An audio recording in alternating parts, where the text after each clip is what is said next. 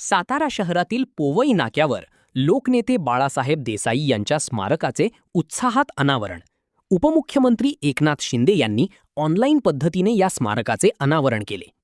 सातारा शहरातील पोवई नाका येथे सातारा नगरपालिकेच्या वतीने उभारण्यात आलेल्या लोकनेते स्वर्गीय बाळासाहेब देसाई यांच्या स्मारकाचे आज मोठ्या उत्साहात अनावरण करण्यात आले. राज्याचे उपमुख्यमंत्री एकनाथ शिंदे यांनी ऑनलाईन पद्धतीने या स्मारकाचे अनावरण केले. साताऱ्याचे पालकमंत्री शंभूराज देसाई यांच्या विशेष प्रयत्नातून हे स्मारक साकारण्यात आले आहे.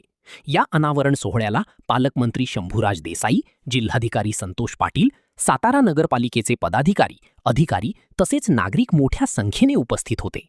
लोकनेते बाळासाहेब देसाई यांच्या कार्याला अभिवादन करणारे हे स्मारक सातारा शहराच्या वैभवात भर घालणारे ठरणार असून त्यांच्या कार्याची आणि विचारांची आठवण नव्या पिढीला करून देणारे स्मृतिस्थळ म्हणून या स्मारकाकडे पाहिले जात आहे.